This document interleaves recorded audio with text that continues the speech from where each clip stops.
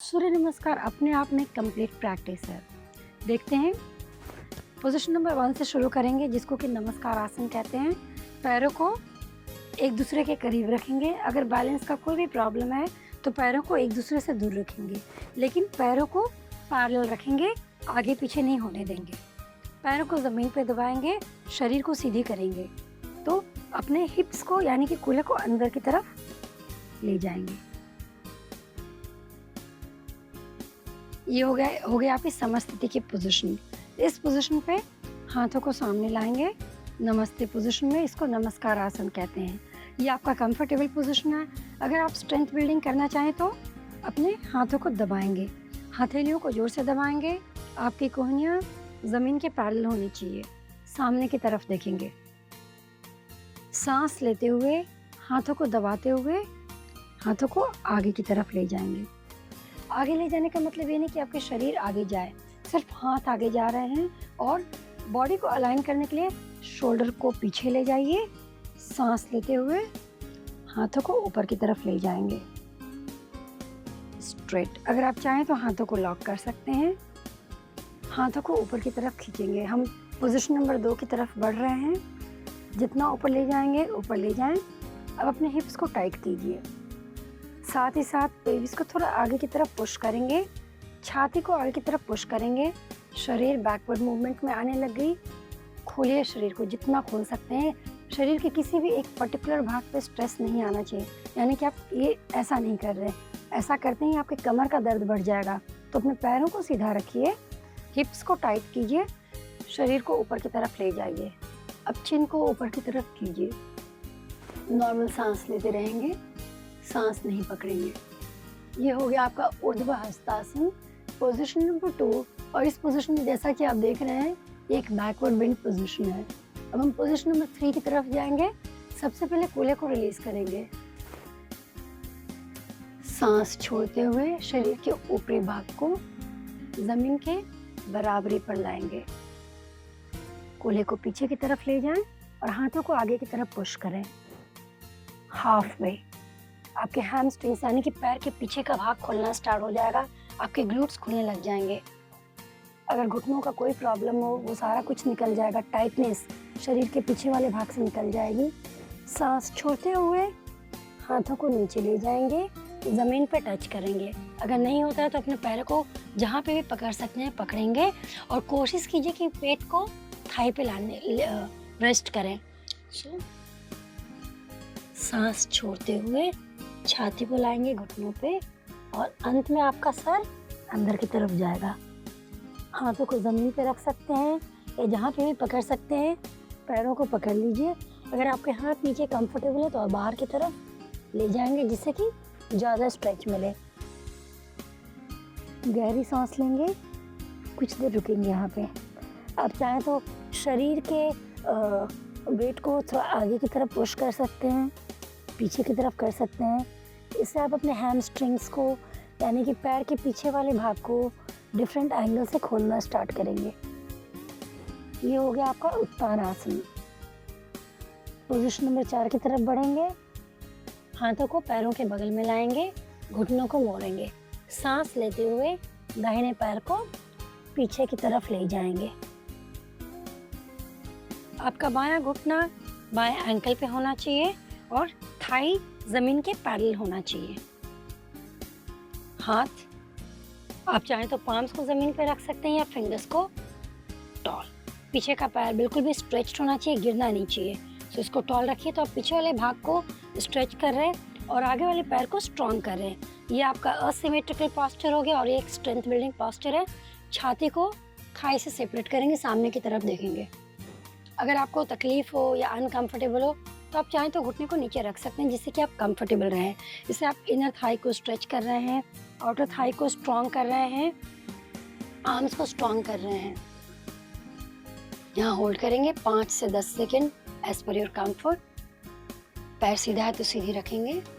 Position number 5 में जाएंगे जिसको अधोमुखा श्वानासन कहते हैं। आर्म्स को ज़मीन पे लाएंगे, पैरों को पीछे ले जाएंगे, होल्ड करेंगे और शरीर को पीछे की तरफ पुश करेंगे। ये हो गया पोजीशन नंबर 5।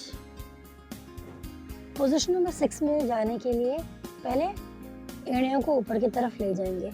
ऐसा करते ही आपके पेट के निचले वाले भाग में एक गैप वैक्यूम क्रिएट हो जाएगा, जिससे ये पता चलेगा कि आपका कोर एंगेज हो रहा है। आप उसको अंदर की तरफ यानी कि स्पाइन की तरफ पुश करेंगे और पकड़ते हुए उस पार्ट को छाती की तरफ लाएंगे। ये कंप्लीटली स्ट्रेंथ बिल्डिंग पोस्चर हो गया आपका। आपके शोल्डर्स आपके रिस्ट के ऊपर आ जाएंगे। शरीर को एडजस्ट करते हुए स्ट्रेट करेंगे और फिर घुटनों को जमीन पे लाएंगे। छाती को खोलेंगे, हाथों को सामने की तरफ मोड़ते हुए सांस छोड़ते हुए छाती और ठोड़ी को जमीन पे लाएंगे। अगर ऐसा ना हो, डिफिकल्टी हो सकती है क्योंकि ये इस पोस्चर में थोड़ा टाइम लगता है। आप जहाँ भी जा सकते हैं वहीं रुकेंगे। पैरों को स्ट्रेच करेंगे, ग्राउंड को स्ट्रेच करेंगे, शोल्डर्स को रोल करते हुए ऊपर की तरफ आएंगे। ये हो गया आपका पोजीशन नंबर 7, भुजंगासन। आपके बैक को स्ट्रॉन्ग करता है, बैक को फ्लेक्सिबल करता है क्योंकि इसको भुजंगासन कहते हैं। इसमें स्नेक के सारे बेनिफिट्स मिलते हैं। तो बैक आपका स्ट्रॉन्ग हो जाता है, आर्म्स स्ट्रॉन्ग हो जाते हैं, आपकी छाती खुल जाती है। सांस छोड़ते हुए पेट को अंदर की तरफ लेंगे, पैरों को ज़मीन पे लाएंगे और घुटनों को ज़मीन से ऊपर ले जाएंगे। अभी आप टोस पे हैं।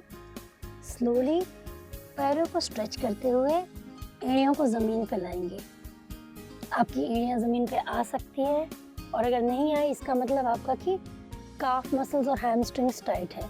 नहीं भी आए तो भी आप अपने एड़ियों के बीच वाले भाग को नीचे ज़मीन पे दबाने की कोशिश कीजिए। इसको करने से ऑटोमेटिकली आपका ये एरिया टेंशन से मुक्त हो जाएगा।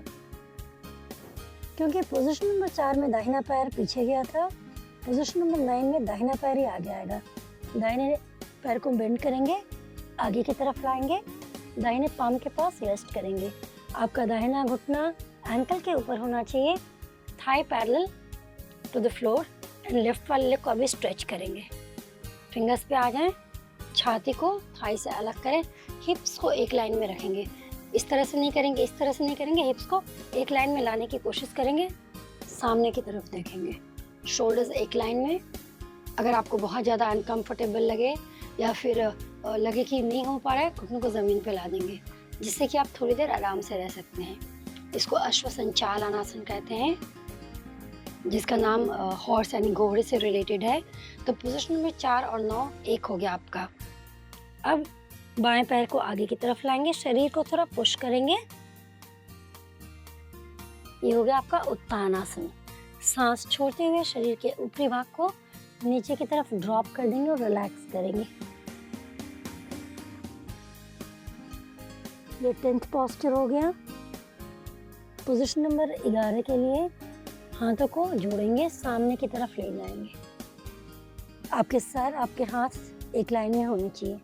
हाथों को बाहर की तरफ खींचते हुए ऊपर लाएंगे। ऑलमोस्ट थोड़ा सा ऊपर आते ही पेटों को अंदर की तरफ पुश करेंगे इस तरह से और पेट को दबाते हुए हाथों को ऊपर लाएं।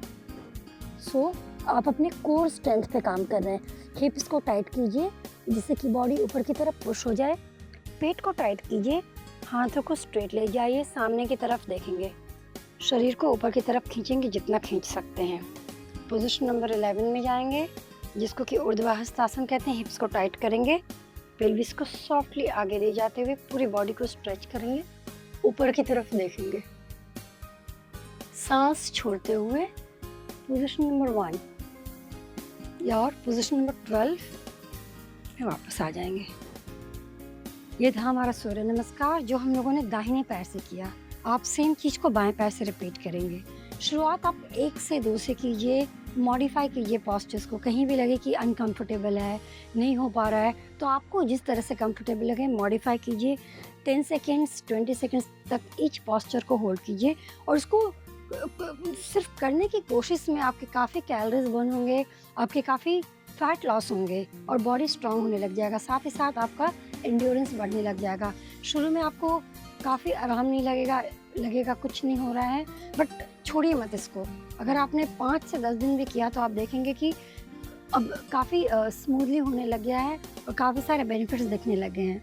तो सूर्य नमस्कार रेगुलरली कीजिए। कम से कम 2 से शुरुआत कीजिए और सूर्य की एनर्जी अपने शरीर में लाइए।